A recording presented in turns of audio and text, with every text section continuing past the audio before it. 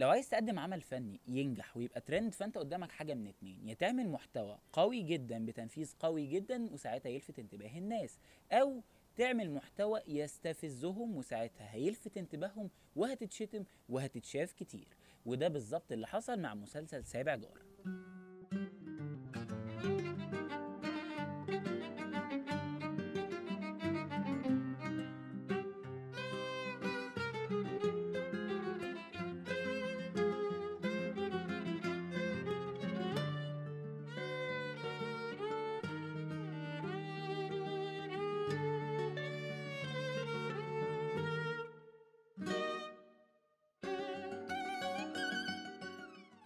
من فترة ظهر علينا مسلسل سابع جار، وهو مسلسل من ضمن مجموعة مسلسلات ظهرت خارج السباق الرمضاني زي مسلسل الطوفان ومسلسل أبو العروس. ما نقدرش نقول إن المسلسل هو أكثرهم نجاحا، لكن نقدر نقول كويس جدا إن هو أكثرهم إثارة للجدل. المسلسل في بداية الأمر ظهر في صورة المسلسل الاجتماعي العائلي اللي ممكن كل أفراد الأسرة يقعدوا يتفرجوا عليه سوا. مسلسل رجع تاني يجمعنا كأسرة مع بعض، ان احنا نتفرج على المسلسل بتاع الساعة 7 هو مسلسل سابع جار. وكمان انا شايفه انه مسلسل حقيقي جدا، لان كل حاجة فيه من كل تفصيلة فيه، يعني من اول اللبس، معاملة الام مع ولادها، معاملة الجيران مع بعض، كل التفاصيل او الكلام اللي محور ما بين الافراد بتاعت المسلسل حقيقي جدا بيحصل يعني في مجتمعنا او في الواقع. جزء كبير جدا من تصديق الناس لحالة المسلسل ده هو انه يكاد يخلو من نجوم الصف الاول على الاطلاق. اغلب ابطال المسلسل هم يا اما وجوه جديدة يا اما اصلا مش ممثلين. الناس للاسف الشديد جالها شبه حالة ملل من بعض الوجوه المألوفة اللي خرجت من خانة الممثل لخانة النجم اللي طول الوقت مهتم ان هو هيظهر ازاي، هيتصور ازاي، وهيحيي الناس ازاي.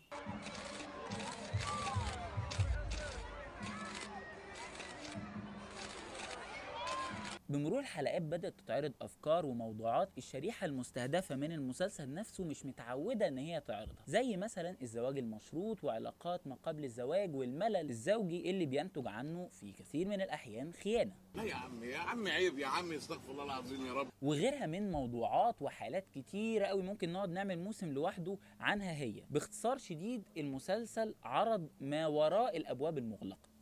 هو على قد ما المجتمع بتاعنا يبان ان هو متفتح، الا ان هو تفتح ظاهري شويه، وحتى السوشيال ميديا مش قادره توصل التفتح ده يبقى كامل ويبقى حقيقي. لكن الناس لسه منغلقه على نفسها، فئه مش قليله لسه منغلقه على نفسها وشايفه ان محتوى المسلسل ابعد ما يكون عن الواقع.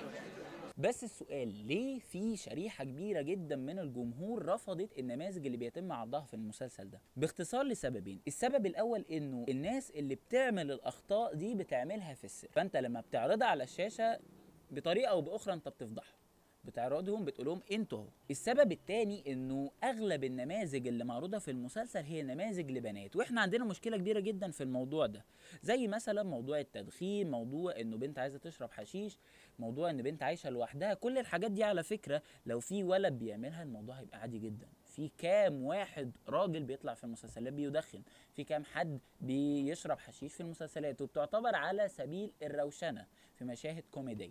هي تغلط يذبحوها وتتداوى، هو يغلط يقولوا معلش دي شقاوة، وقيس على كده كل تفصيلة في حياتنا، كل المبادئ بتتجزأ في كل حكاياتنا.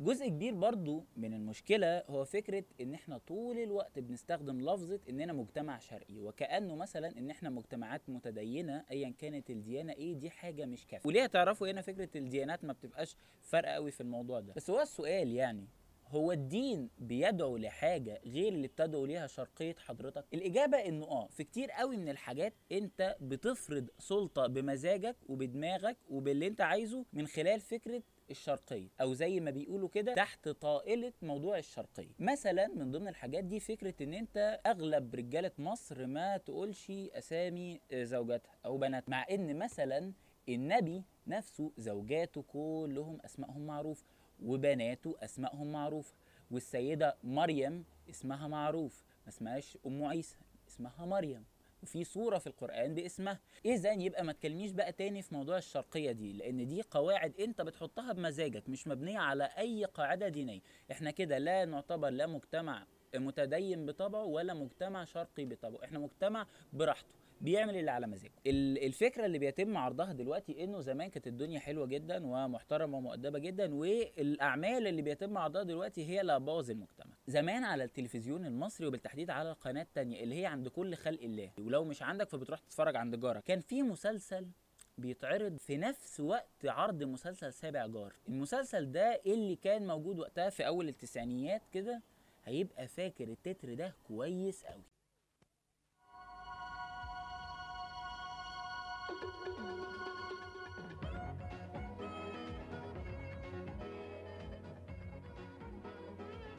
مسلسل الجريء والجميلة، أو في رواية أخرى مسلسل The Bold and the Beautiful. المسلسل ده كان من نفس جونرا مسلسل سابع جار اللي هي السوب أوبرا، أو زي ما الناس عارفاها مسلسلات الصابون، اللي هو يبقى تلاقيه محتوى يعني شوية أفراد من العائلة قاعدة مع بعض وشوية أحداث بتحصل ما بينهم وحاجة زي دي. أنت عامل 9000 حلقة لحد دلوقتي من المسلسل ده وما عندكش أي مشكلة خالص، ممكن تعيد للسنة الجاية الناس تخش معاهم ومفيش أي مشكلة. فسابع جار نفس الموضوع. المسلسل ده كان مليان مشاهد غير مناسبة وعلاقات غير مناسبة وعلاقات مريبة أصلا ما بين أبناء وأمهات يعني كانت حالة صعبة كده. وكانت الناس كلها على فكرة بتقعد تتفرج على المسلسل ده، تمام؟ يعني انتوا ممكن كده تسألوا آبائكم وأمهاتكم هيبقوا فاكرين التتر ده كويس قوي وهيحكوا لكم على المسلسل ده. أنا شخصيا جدي كان بيقعد يتفرج عليه، كنت بقعد أتفرج عليه معاه. أهو ده بقى كان زمان، تمام؟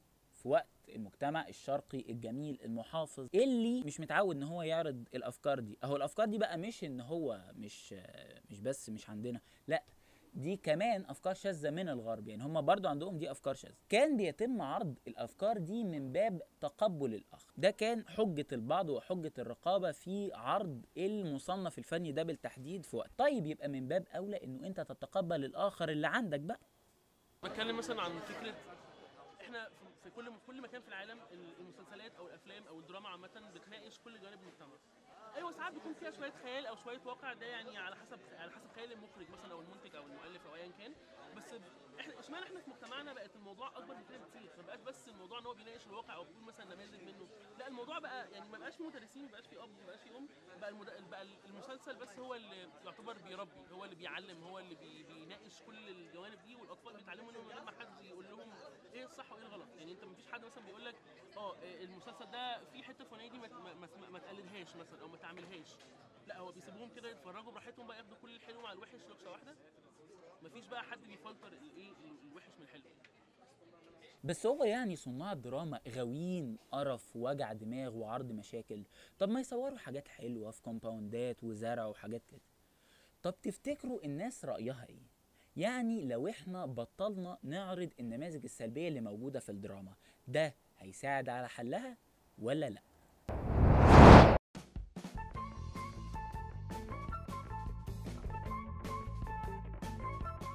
وانت شايف ان احنا لو بطلنا نعرض النماذج الدراما والسلبية على التلفزيون، شايف ان ده حل المشكلة ولا لا؟ من وجهة نظري ان هي مش هتتحل.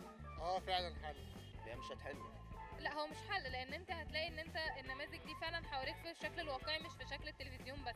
هي بتضر، بس هو لو ما جابهاش مش هيبقى داخل في حته ان هو واقعي. هو لازم اي مسلسل او اي فيلم بيبقى طالب ان هو يلتزم بحته الواقعيه الموجوده، هو لازم يعرضها، بس لو يعرضها ويعرض معاها حل ليها فده بقى كويس. مش حكايه حل مشكله، بس هي فكره ان هي يعني ايمج وحشه لمصر. يعني دايما اي حاجه بره بتتعرض بره هما بيعرضوا احسن حاجه فيها، مصر بتعمل العكس، بتعرض اسوأ حاجه فيها.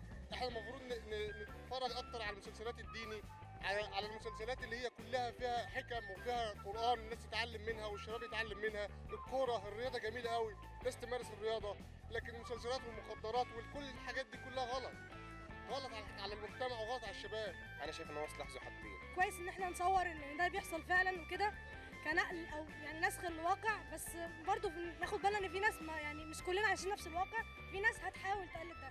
لما تيجي مثلا تعرض قصه مثلا تاجر مخدرات او حاجه، الحاجه السلبيه في الموضوع ده ان انت يعني ممكن تفتح طريق ان انت تبدا ازاي تهرب المخدرات دي. ظبط تعليم هتلاقي الدراما اتظبطت، هتلاقي كل المجالات هتتفتح معاك لوحدها. في حاجات تانية ممكن تعمل بيها توعيه، مش شرط ان احنا نعرضها بشكل مسلسل او شكل الناس ممكن كتير تتفرج عليه، لا في برامج كتير قوي جدا صحيه، في برامج كتير جدا للاخلاق ما لهاش علاقه خالص بالمسلسلات.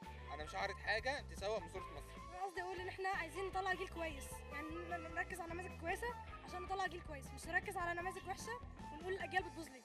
اخيرا في الدراما والاعلام بشكل عام ما تقدرش تقول فيه صح وفيه غلط، كل حد بيعمل اللي دماغه بتمليه عليه. في وجهات نظر مختلفه في فكره انه احنا نعرض الواقع ده ولا ما نعرضوش. دلوقتي انت عندك وجهه نظر اولى بتقولك ان انا لازم اعرض النماذج السلبيه دي في المجتمع عشان اعالجها والا هتتفاقم في الضلمه، تمام؟ وعندك نموذج تاني بيقولك انه انت ما ينفعش انه انت تعرض النماذج دي لانه انت ممكن تنقلها للناس. يعني مثلا لو انت واقف في موقف ميكروباصات واحد قال لفظ مش مناسب، سمعوا كام؟ 10 100 1000 واحد، انت لما بتعرضه على التلفزيون بيشوفوا مليون. دي وجهه نظر. بس التاني يجي يقولك انا كاتب لك تصنيف عمري على الشاشه، التصنيف العمري ده مش جر رجل، انا بقول لك انه هيبقى فيه محتوى غير مناسب هنا. فالتاني يقول له طيب ما هو انا ولادي بيشوفوا ده من ورايا.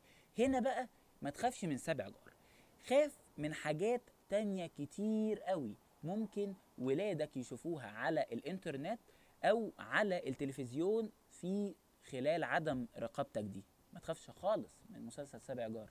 في افكار تانية، افكار ارهابيه، افكار جنسيه، افكار كتيره قوي ممكن تصدر لهم ويتعرضوا ليها وهم مش مستعدين. عايزين حل؟ الحل ادوا ولادكم مناعه، ادي المتلقي بتاعك ده مناعه، علمه، ربيه على افكار مرنه متفتحه قويه كفايه مش اي حد هيجي يهزها له تشتت، تمام؟ ساعتها مش هيكون في اي مشكله خالص ان هو هيتفرج على الحاجه ويبقى عارف ان ده صح وده غلط. لو الحلقه عجبتكم اعملوا لنا شير ولايك واعملوا سبسكرايب للقناه ودوسوا على الجرس اللي موجود جنبها عشان الحلقات تجيلكم اول باول، وتابعونا على فيسبوك وسناب شات وتويتر وانستجرام، هتلاقوا اللينكس تحت في الديسكريبشن، وقولوا لنا رايكم. ويلا مع السلامه.